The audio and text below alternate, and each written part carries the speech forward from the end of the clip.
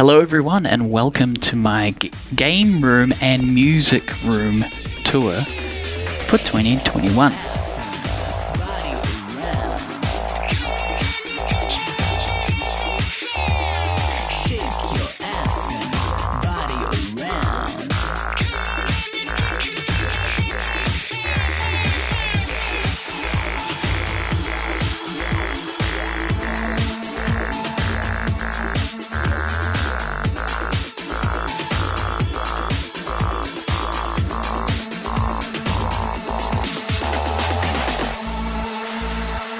We have been at this house now for 1 year, just under 1 year, and loving this room so far.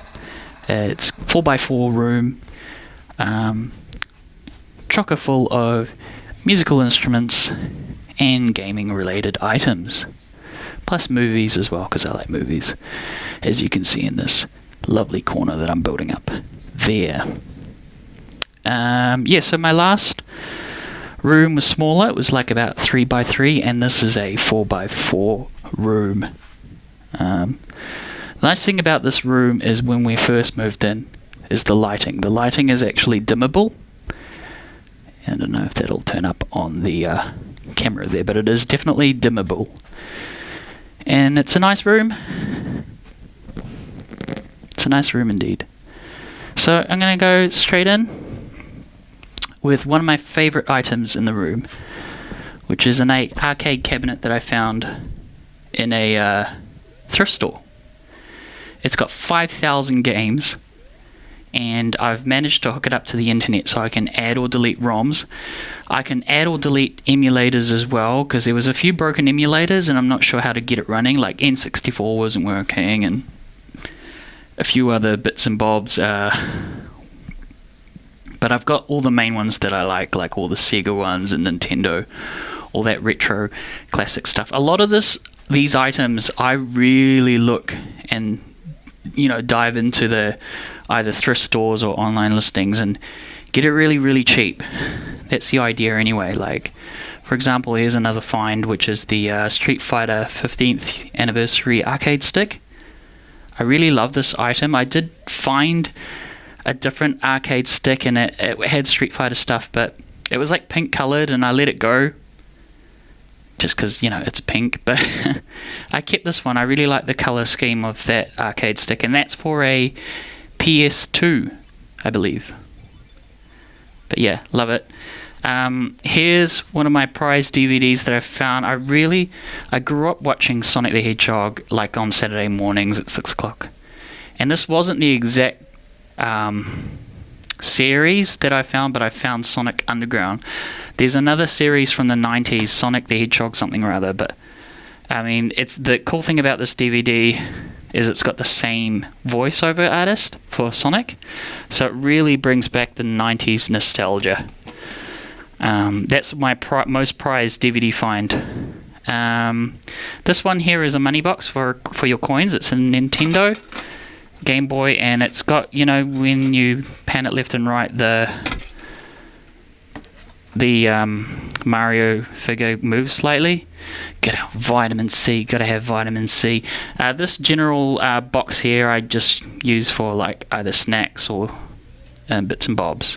That's a big sub for the speakers over there with the PreSonus speakers and the matching sub. This is a really cool find I found for $5. Now, I just really like this car. One thing is it's got the side wing is actually chipped. That's why I display it this way. But other than that, for $5, I mean, that's a really cool looking car, right? So, anyways. Chaos Pad KP3. This isn't the Plus Edition. I used to have the Plus Edition. This is just the standard KP3, but really cool for effects. Other gaming related item is the 64 Mini. This isn't the one with the actual keyboard working. You can plug a USB in. I'm not super nostalgic on the Commodore 64, and I don't use this one as much as the other minis, but it's fun to have. Another thrift store find. I couldn't believe this was at a thrift store, and it was super cheap. Warm audio. WA12. I use this for plugging lead guitar, because it's got that API kind of sound. Whoops! For anyone that's not musically technical in the music department, sorry if you tune out with some of the things I'm about to show you, but I'm high into music gear, so some of you follow me and like music gear stuff and know what I'm talking about, but it's hit and miss whoever's watching. But yeah, here we go. So I'm going to start talking audio geek stuff. Ready? Please don't tune out if you're not into audio geek stuff. Sorry about that. My my camera just cut out, and I was like, oh no, I'm going to have to redo this whole video again. And it was actually just ran out of SD card memory. It wasn't the battery. But anyways, back to the tour. Yes. Alright. So yeah, this is a great find. The Nord lead, and a really good thrift store find. Keyboard there. Oh, here is the Juno Stage. Also very, very good. Found that second hand at a music store, not a thrift store. Sometimes at music stores they actually sell second hand stuff, and that was a really good find because you just don't find those. I've used it for gigs, and the reason why I like it is you can plug your microphone straight into it with one output out to the mixer, which makes it really handy if you want your piano and voice going in one channel, and it's got its own knob for the mic volume and things like that. Over here is a Roland Gw7. Admittedly, I haven't played on this much, but I haven't put it on a record yet. But it's a really good workstation. I guess it's a recent pickup. The TR8, I could not believe this when I found it at a thrift store, and I actually haggled it down even more on the price. Person didn't know what it was, and just used my charm to get the price down. Not that happens, that works often. Over here is a couple of pedals that I use, and I have used some of these on my records. This was a cheap and cheerful find for like under $20, I want to say. But it's really good for a portable sort of, if I want to use, record some nature or something like that. The DX7 is really good over there. And this is a PS Vita. I do have a few other gaming consoles hidden away. I'm not going to show you everything I own because that's just silly. But yeah, there's a few other cables and other toys in here. But mainly other music pedals or things like PSP. I actually use PSP a lot, more than the Vita. I've only got one Vita, maybe 2 or 3 Vita games, which came bundled with that when I found it at a thrift store. And it's a great system, but I don't know, for some reason I use the PSP more. Over here is a spare microphone, which is a Rode Podcaster. Great for podcasts. But I've got another workhorse that I use for podcasts, which would be, while we're in topic, this one here. This is my workhorse, which I found at a thrift store. Couldn't believe it. The SM7. That is a great workhorse for anyone podcasting. Roland M160. I found that at a listing, online auction, and that's just really good. In my old room I used it more because I just had everything plugged in, and like all my synths, and then a stereo pair out. This one here, my goal is, like, I've been in this room a few months but not everything's set up yet, but see how there's a cable there, one cable going in to the patch bay. At some point I would like to have that working. Actually, I did have it working a few months back, but not all the keys or synths was plugged in at that stage. But yeah, still want to keep it because it looks cool. I love Roland gear. I just love the look of Roland gear. See, there's a Roland, and Korg. I love the look of Korg and the sound, obviously. I've used this one here a lot on my records. Anything that's kind of like squelchy or filter risers and things like that, this comes from this. And I do know how to use this bit. The patch bay, not so much. I do know there's some of the basics with the patch bay. But yeah, I actually, one of my courses in music school was this synthesizer, because it's a really good synthesizer to teach you about synthesis. So it's a really good educational piece of tool. for anyone that's in the education environment. Okay, so this is my main this is where I record so many vocals, yeah, I mean, I produce myself a lot of the time, and in the odd occasion I'll get a more senior engineer to mix like the songs that aren't quite sounding right, and I'll get them to mix it, and then I'll use their mix as a reference tracks to mix the other tracks to save costs. So I produce myself a lot, but if I've got faith in one or two songs that I want to use as a lead single, I'll outsource a more experienced engineer. But what I'm saying is vocals, I just record myself because I know how to do it. And so if anyone that's recording vocals, microphone's half the picture. You need a good preamplifier. In this case, my workhorse choice is the Avalon 737. I do have other mics like this, some even more expensive, like the Neumann.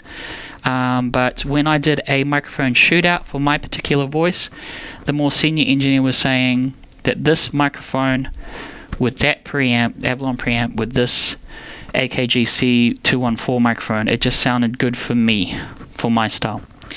While we're here, this is my rack. Now this is one of the best things ever. A friend of mine who worked in the film industry for like 10-15 years, their place closed down because the business model they had was to rent out gear, and now a lot of people are just buying their gear because it's cheaper, but especially in the film industry. But yeah, they had this and they wanted to throw it away, this whole frame. And my mate, who knew me really well, big thank you to Matt for hooking me up with that as a freebie. I mean, that thing's worth hundreds of dollars, but I got it as a freebie. Thank you, Matt. You are great. Shout out to him. Now, for anyone who's into gaming, here's a PS2.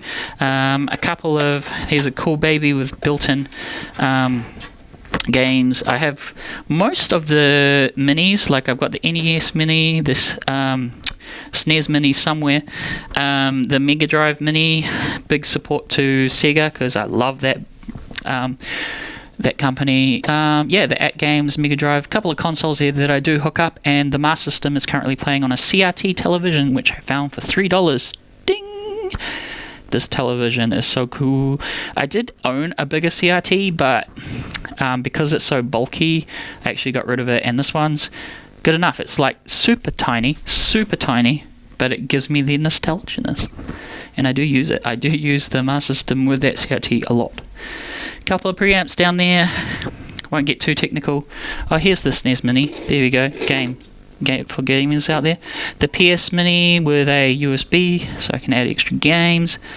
And yeah, a couple of bits and bobs for audio stuff, which I won't bore you with. Over here is a tote sort of thing that I just throw stuff in. I got this for Christmas, and I'm so happy because I was walking the dog, and it's basically broke my screen, my old phone. I couldn't even see anything in my old phone. This is a very nice phone. The reason why I like it, and one of the main reasons, is the front camera. See, it's a very flush sort of screen. The front camera actually pops up, and I like that. It's kind of futuristic, and that's the phone there, F2 Pro. So really happy with that. As for Christmas, thank you very much. Sonic holding the phone there. Sonic's so cute, and because I love Sonic. And there's also Tails and Knuckles in the corner there. Okay, moving along over here. I think I've shown this in previous tours, so I won't bore you too much with the system, but basically this is really cool. So over here, I used to like scon Macs, but like for gigs, for example, I gig with an iPad. That's a Mac, secondhand of course, and it just works, and this just works.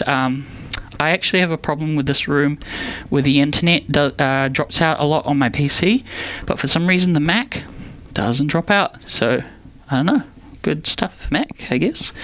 And yep, so I use the Mac for your typical sort of productivity tasks, and PC for music tasks. But yeah, I mix and match.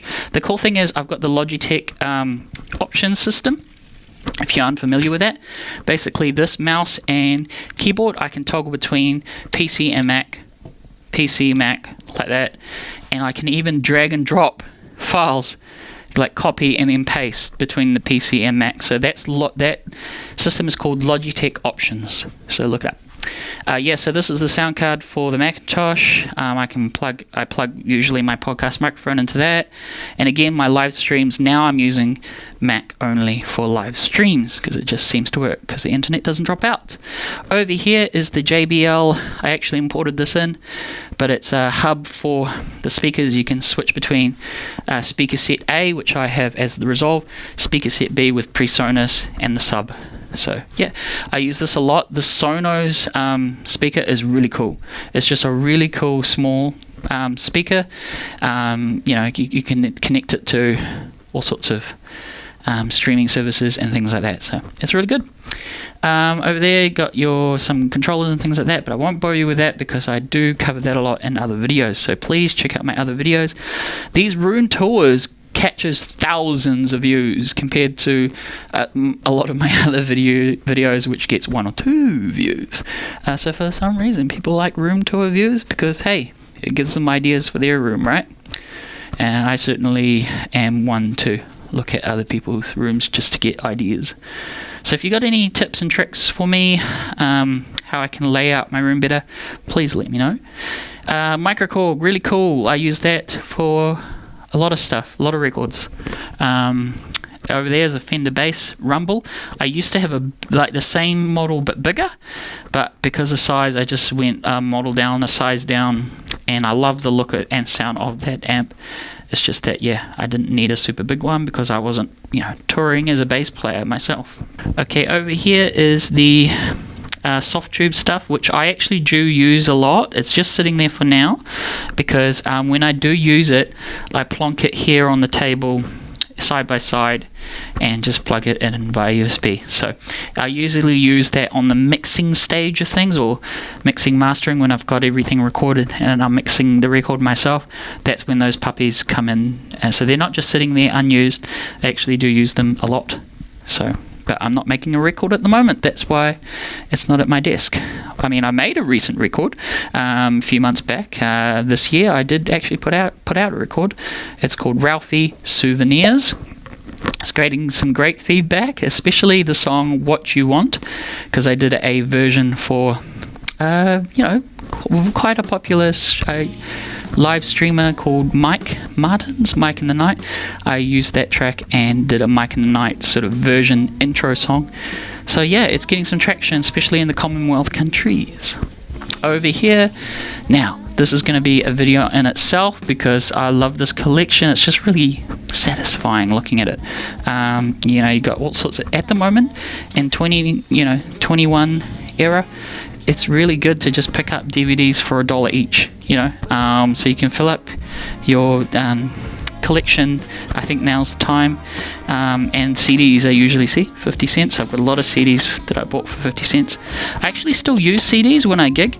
So I gig at markets, and I gig with an iPad as my main source, but I do have a CD player.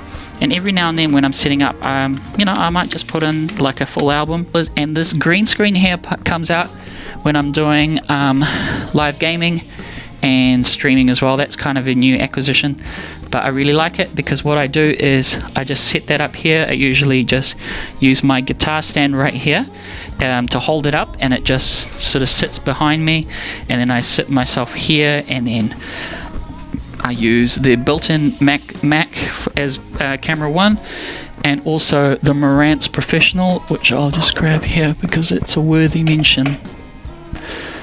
This is a great sort of, I guess, streaming item. It's got lights and everything. It's great, a ring light. So that's pretty much it. Drum kit I've covered in other videos. Thank you so much for watching. I want to keep this short. Yeah, please subscribe, and thank you very much. This is my 2021 room tour. These annual tours have proved quite popular, so I hope you've enjoyed this update, and yeah, pop me a question or comment below. Thanks for watching. Bye.